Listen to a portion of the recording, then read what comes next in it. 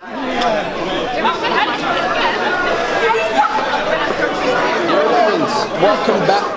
back to UAE. Welcome back to UAE. We're really happy to have you back. We couldn't end the year abruptly like that, so we had to invite you back so we could end it the right way. We have a fun packed event for you today. We have some special guests in the house who are going to be saying some stuff to you, and we have a performance to start us off. So year 11, I need you to make some noise and encourage Robert as he comes out. Let's give him a round of applause, please.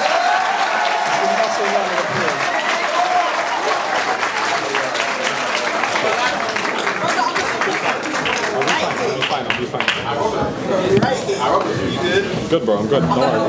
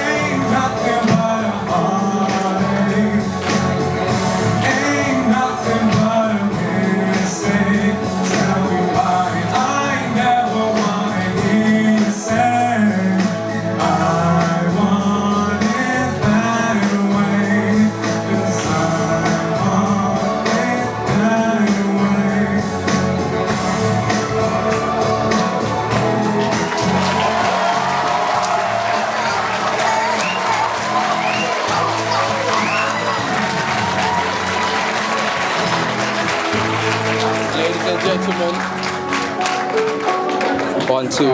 Ladies and gentlemen, Robert, let's give him another round of applause. Robert told me earlier on today, sir, this is the first time I'm singing out in public. So once again, let's give him a round of applause for that.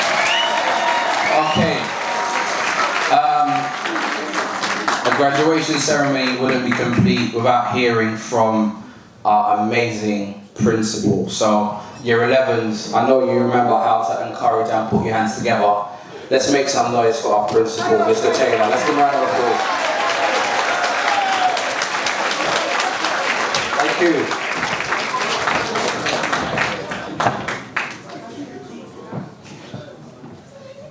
You do look great. You look really good. You're welcome. Okay, year 11. It's this is the end of your school time here for some of you, and it's certainly the end of your main school time here for all of you. Could you take the gain off the mic a little bit, please? Yeah, I'll use mine. So I'm here to talk to you about where you are now and where you're going moving forward. It's a serious speech, so take your shades off. So, you've come to the end of your time in year 11, and you are going to be looking forward. You're going to be looking forward with a combination of anticipation and trepidation. The memories you have created over the last 5 years, they're going to stay with you forever. And hold on to them, good and bad. They've made you what you are today. You have grown. You've grown from a child to a young adult in this school. And those experiences that you had here have moulded you into who you are today.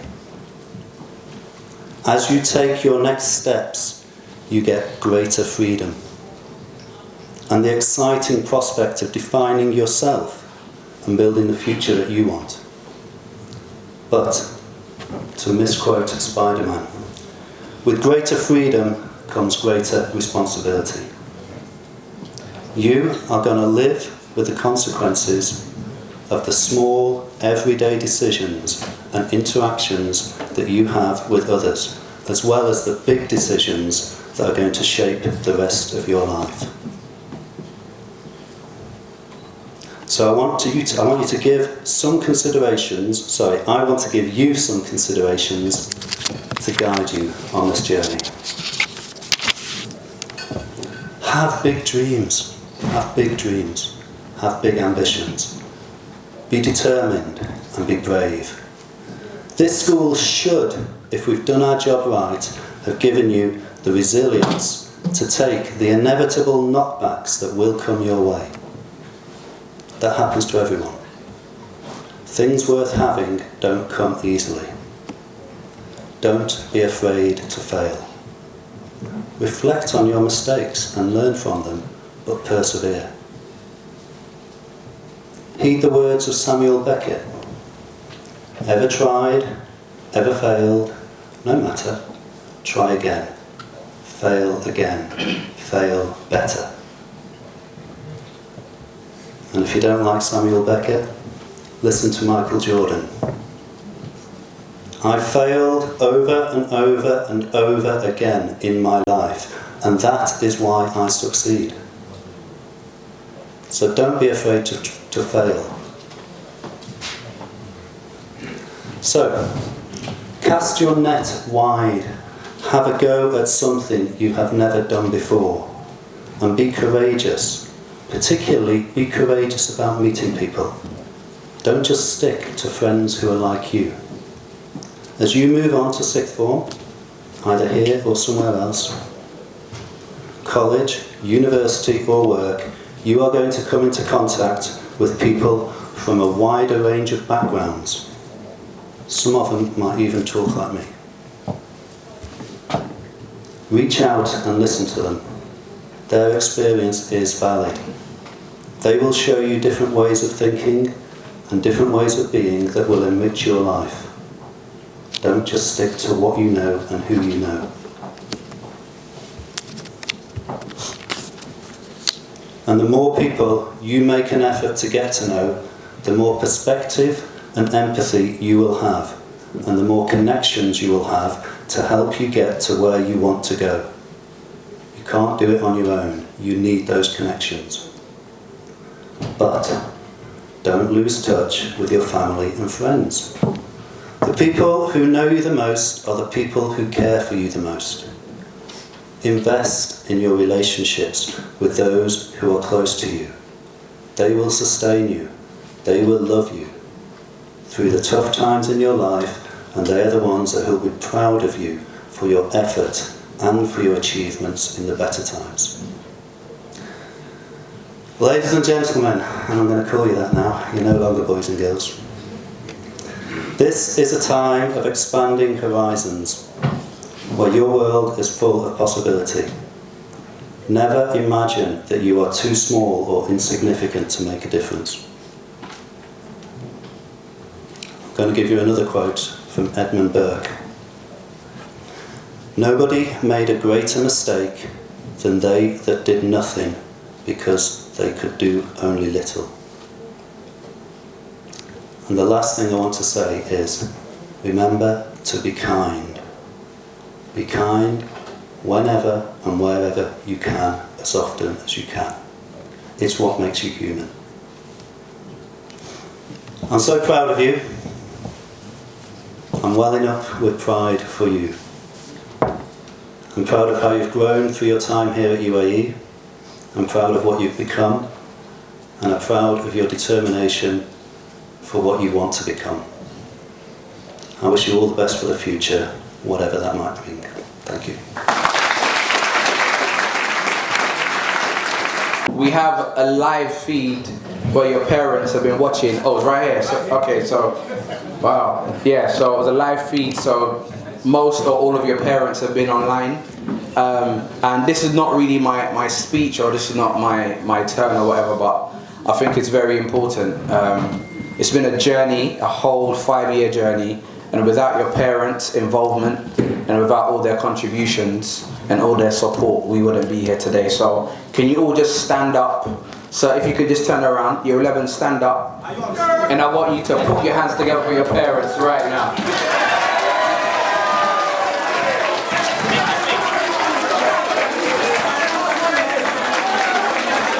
Come on, make some noise for your family, make some noise. Make some noise for your parents.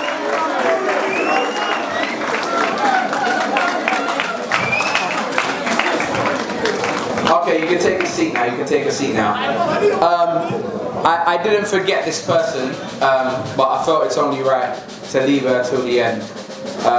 She's our female bass guitarist in year 11, and we haven't given up, so get ready. So are you ready? Ladies and gentlemen, please make some noise for the last student, Abigail. Let's give her a round of applause.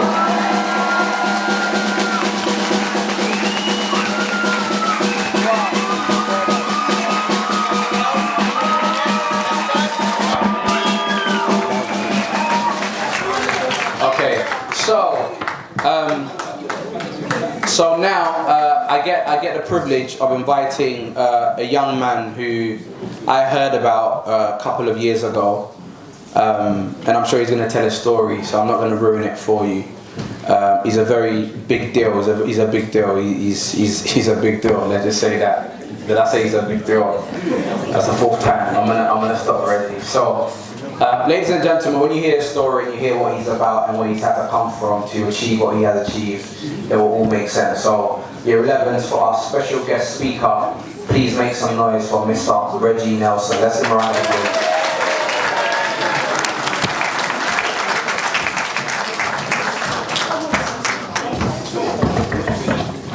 Hey guys, can you hear me?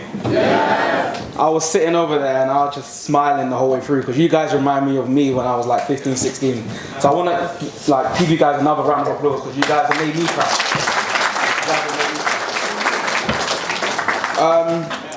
I've been invited to share a little bit of my story. I've got about 10 minutes. This story can go on for about an hour, so I'm going to really narrow it down. But in short, I'm a person that works in the city, so I work in finance, I work in investments. I'm a BBC presenter, and I'm also an incoming author.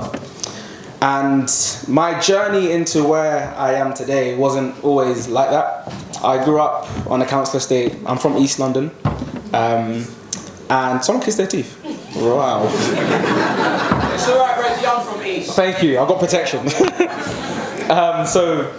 I grew up in East London on a council estate, and growing up was quite challenging because both of my parents were addicted to alcohol. So my mum and dad both heavily addicted to alcohol, and that made growing up very hard. So because there was always turmoil and trouble at home, I would always go outside. And when I was outside, I realised that I had a talent, which was football. So I played football, and I was scouted at the age of 11. Started playing football at youth professional level, travelled up and down the country to play football, and that was what I was focusing on. So when I was around your age, truth be told, I didn't really care about education because I always thought I'm going to become a footballer. Unfortunately, when I was 17, so I signed a contract at 16. At 17 years old, I had to stop playing football. Well, I decided to stop playing football because I lost my dad due to alcohol. And when I lost my dad, because we didn't grow up from money and because we didn't grow up with a lot, I felt like the onus was on me in order to provide for my family. I labelled myself like the first generation wealth builder. I wanted to ensure that I got my family out of the hood. I wanted to ensure that I got my family away from the environment that we were in. But I stopped playing football at 17. And then I was like, what am I going to do now? I didn't concentrate in school, didn't really focus much on education at that point. And that's when I decided to just do something quite different. And I decided to like research into the wealthy areas in London and then go there and ask the rich people how they became rich. And then I started to knock on people's doors in an area called Kensington and Chelsea. So I did my research, I went there. And imagine I'm there in like jeans, I had like Air Forces on, I had a night bomber jacket on, and I'm walking around this rich area asking random people on the street how they became rich. As you can imagine, not many people are stopping to talk to me. But when I started to knock on those doors, I met a guy, his name was Quentin Price. And he was like really, really senior in finance. So his wife opened the door and invited me in. And when she invited me in, I'm walking in the house, I'm looking around like this, and I can just feel the difference. And it was through his mentorship that allowed me to progress in my life. So when I met him, I explained to him what I was trying to do, and then he encouraged me to, well, he invited me to his company, first and foremost. So I turned up to a company called BlackRock. At the time, BlackRock, still are the largest asset management firm in the world. At the time, they had about $4.7 trillion looking after that much money. So I'm walking in my first day for an insight day. I remember I walked in with like my Nike pouch, and I walked in with like, I didn't look the part, if I can say. But that then led to an internship, and then the internship, I was there for about a week, and then I was encouraged to go to university. University was not something I wanted to do at all, but because I was encouraged to go, I decided to go. I remember my first exam in university, I scored 25%, which in this day and age is like, you guys don't do the letters anymore, you guys do numbers, don't you know? That confused me. So what's a U in the numbers? Like a 2, 3, 0, 95. There we go. So that one. first exam I failed miserably. And I was actually going to leave university. I studied economics and Mandarin. For those that don't know, Mandarin is a form of Chinese. So I'm in university now. And after my first exam, I was about to leave, but then I thought, you know what, let me just try a little bit harder. Second exam, I scored 82%, which is it's like an 8. And then the next exam, I scored 84%. What's that one? 9? 8, so like, cool. But yeah, I done a lot better, right? And that was just through sheer hard work and sheer focus. And that's when I found my feet academically. First year, I did exceptionally well. Second year, did well again. I think I did about 4 or 5 internships throughout my university career. And then I graduated a few years ago, in 2017 I graduated in economics. And then from there, that's when I started to do the other stuff outside of work. So I graduated, work in finance, into what I'm doing now, which is investment management. And then 2018, I did a documentary for the BBC telling this story that I've told to you guys in a documentary form. And then from there, it went on to ITV. So I was on the This Morning show with Holly Willoughby and Philip Schofield. And then the former Prime Minister got in touch, Theresa May, and I worked for the Cabinet Office for a little bit, helping her with a few projects. And then, anyone know Steve Harvey? Yeah. Steve Harvey got in touch, and then I was on the Steve Harvey show. And then from there, I just started to do quite a few things, and then it's sort of escalated into what it is today. And now I work in finance, in investments. I work for the BBC doing audio presenting, so I do like radio, podcasts and stuff like that for the BBC. And then I've also got 2 books coming out, one this year, one next year. And I guess the message I want to leave with you guys is just persevere, man. I know your head teacher said it as well. Endurance is the most important thing. Like for me, if I was to go through everything on a timeline, that I've had so many rejections at every single point. But it's all about that perseverance and that energy, that endeavor that's going to allow you to make something of yourselves when you leave through that door. It's going to be quite scary. It's going to be a weird transition, not coming into school in your uniforms and things like that. But I mean, just sitting here and watching all of you guys, your charisma, your energy, I have no doubt that you guys are going to make something of yourselves. And I really hope that you guys do, because I've had friends that unfortunately didn't. I've had a handful of friends that unfortunately some have passed away, some have gone to prison, some have done things that they wasn't supposed to do. But just sitting here, I can see that none of you guys, or hopefully none of you guys are like that. Guys and girls, by the way, not just guys. But yeah, that's what I wanted to leave with you guys. Just persevere, have the energy, have the endeavor, and just endure for everything. Good luck. God bless.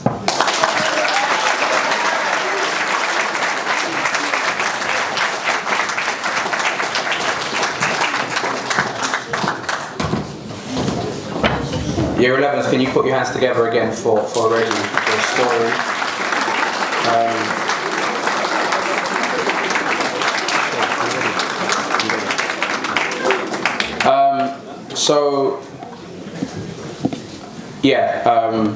To be honest, when I heard his story, it blew me away, because sometimes persistence can lead you to do things that are outstanding. And I'm sure Reggie didn't think he would be recording podcasts, basically having 5-6 jobs all at the same time. Someone who started off as a football player. So it's very important to have a plan, but it's also important for you to allow life to also offer you the chances, and it's also important for you to accept some of those chances and some of those opportunities as well. Next up, this woman coming up will be presenting an award for outstanding student. There's the Outstanding Student Award. But I called her management actually, and I asked if it was possible for her to come over, and she was very excited. She said, so I would love the opportunity to just come and just say something positive to the young people. I don't know if you know who she is. I've spoken to a couple of members of staff, and they said to me, I'm a fan. So, ladies and gentlemen, year 11s, I need you to make some noise for the amazing Shayba. Can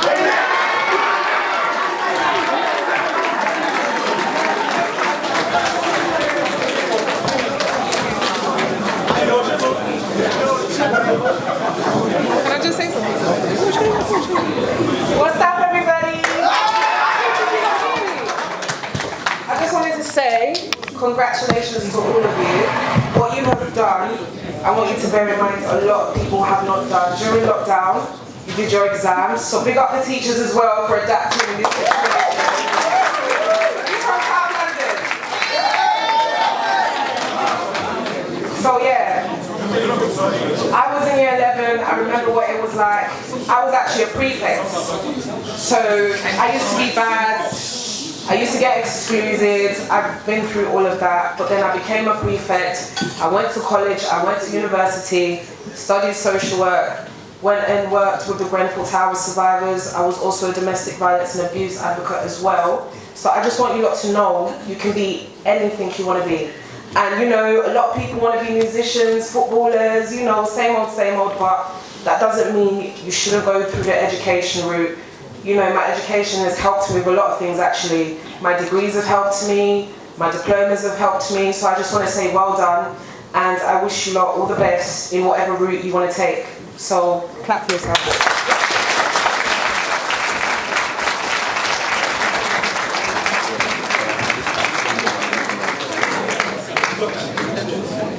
Okay, cool. So male and female. So the first Outstanding Student Award goes to Kieran White.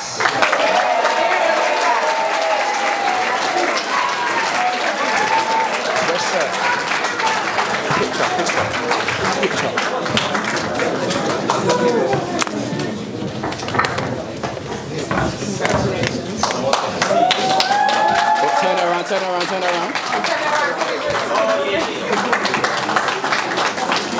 All right, one more. Oh.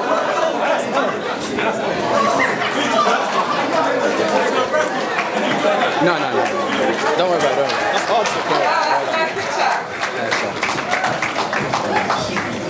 Carly. And the second award goes to Carly.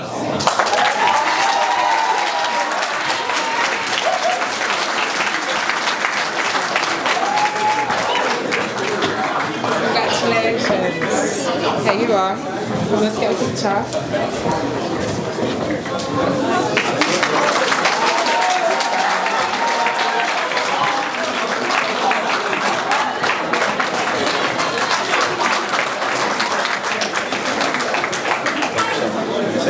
Thanks for having me, guys. Thank you so much. Ladies and gentlemen, come on, let's give Shay a massive round of applause. A massive, massive round of applause. Thank you. Thank you so much, Shay, for coming. I appreciate that. All right, so obviously there's a year 11 team, and we're going to try and go through this as quickly as possible. This is the last bit, and I've been working closely. We've all been working closely with Mr. Moore, actually, and yeah, so he's going to come up and say a few words. So obviously before we left the last assembly, you guys gave him a really good welcome and a good, welcome. So he enjoyed that so much that he's also requested for the same thing. So year 11, please make some noise for the amazing Mr. Moore!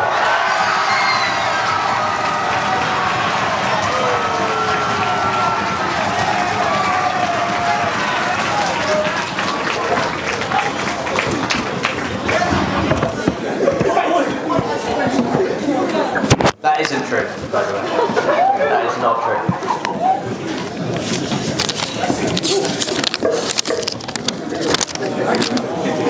First of all, before I start speaking about my stuff, because that's going to take a while, can we please hear it for all of the people that put this event together? Put your hands together for Student Services and Mr. Abraki. Come on, let's hear it. Let's hear it.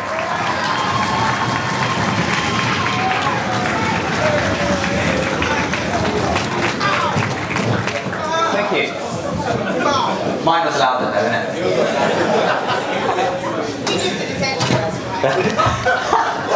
It's got to be done. I've only written down 3 words here, guys. What do you mean, get a job? I love you, obviously. It doesn't say get a job. It says both. So, in case you haven't noticed already, this is not a serious speech, so shades on, please.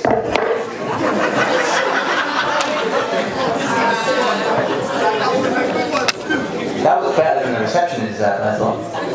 It doesn't say it down here. So, I mean, it really is genuinely great to see you all. I was actually saying earlier that I think it took me a little bit by surprise. Maybe because it isn't the full prom, or because it's been a weird year, or because of restrictions not being lifted. I didn't realise that this beautiful situation would happen as it did. And it actually took me aback a little bit. So thank you for that. And it genuinely is beautiful.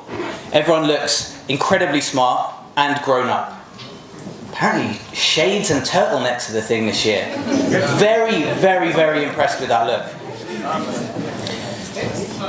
I do hope over the last few weeks that you've managed to rest, relax, do some legal socialising, enjoy the weather, but also, as all the previous speakers have said, have begun to think about what you want to do with all of the time, not just this summer, but beyond. And if you haven't already, cement your plans for September. Okay, we hope to be seeing a lot of you back here in September, so this isn't goodbye. But believe it or not, in that time that you've been chilling and enjoying yourselves, we have actually missed you. All of you. Nearly all of you. That's a joke, that's a joke. It says gag afterwards, it's a joke. But no, we really have missed you. But I'll also miss you collectively as a group. The whole bubble of you.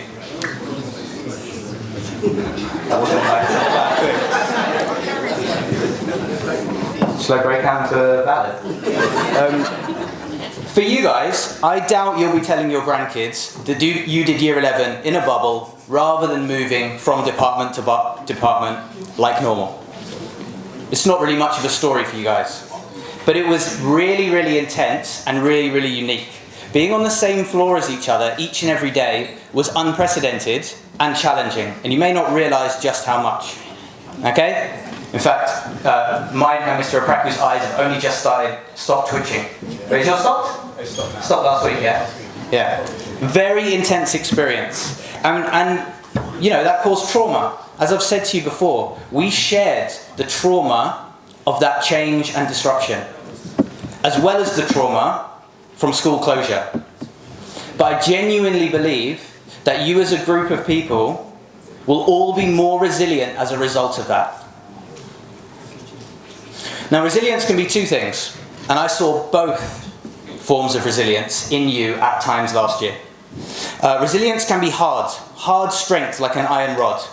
And I saw this in our one-to-one meetings before Christmas, where I'd set up a question, thinking I was being very sympathetic, about how well you felt you'd coped with the challenges of 2020. And a very common response was along the lines of, meh, didn't affect me. I'm an iron rod, essentially. But I also saw arguably the more important resilience, okay? Being stretched like elastic, but bouncing right back to the same position. I was affected badly by 2020 and everything it entailed, but I'm ready to go again and do 2021. And you did, and you're here. Can you give yourselves a round of applause again for everything?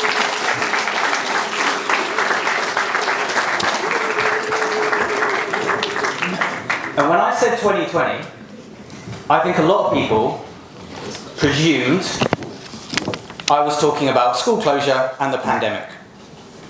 But you weren't just responding to that question. 2020 was a historic year for many other reasons. Not least, the Black Lives Matter movement, which I think resonated especially forcefully for anyone living in an ethnically diverse area like ours. But also other social injustice issues around the world made all the more obvious by the effects of the pandemic.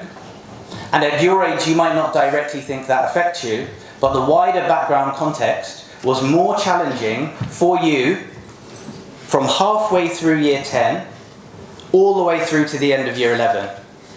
And as Mr. Taylor said, you should look back and be proud of all of the good and all of the bad that you survived through because of the resilience you showed doing it. Now, this all may sound really serious, and it is. But the point I'm making is that you've been through all of this, and you are still going through all of this, and you're growing and flourishing both despite all of this and because of all of this. Responding to that adversity makes you stronger. If in your life you're ever short on confidence or self-belief, you only need to look back and say, I've made it this far. What's to stop me making it further and farther than I currently believe I can? I'll leave you with that. I wish you all the best in your future endeavours and hope to see you all really soon in September, whether you're staying with us or when you come back to say hello if you're not. All the best, guys. I love you. And get a job.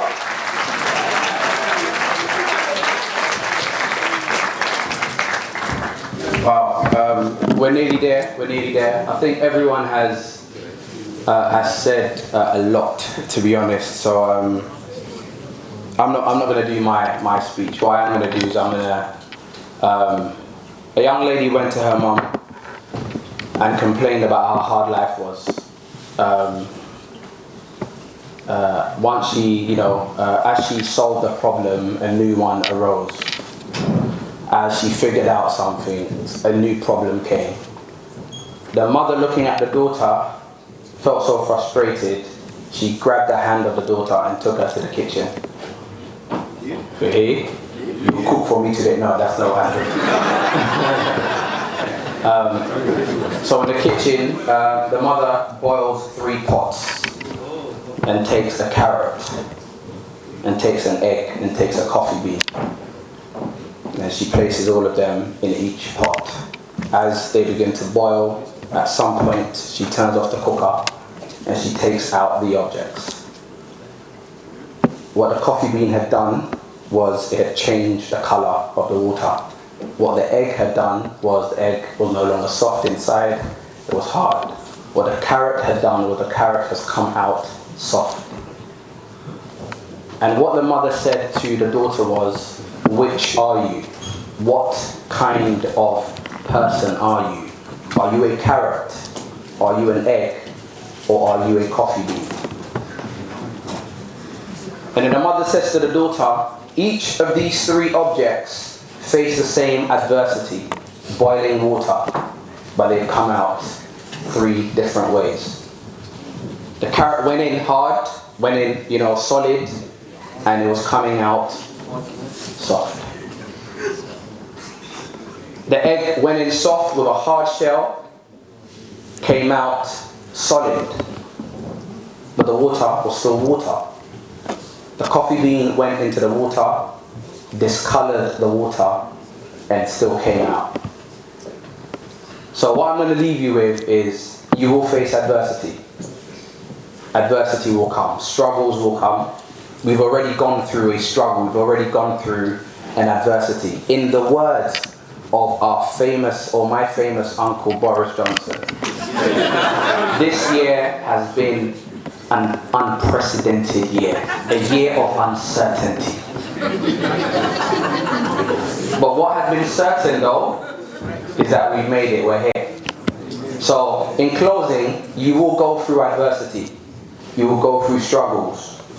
But choose to be the coffee bean that changes the environment and the colour of the water or the adversity that you go in. And that's what I'm going to say. Thank you very much, guys. Sorry.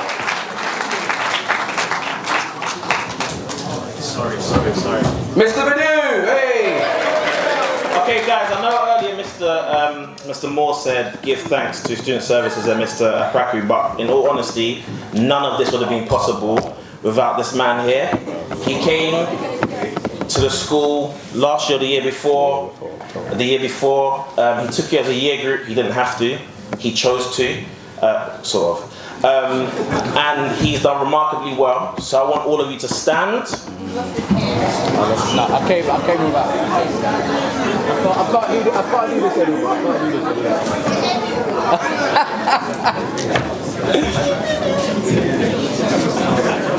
And we're going to give Mr. Praku the biggest round of applause we can. All to Mr. Praku.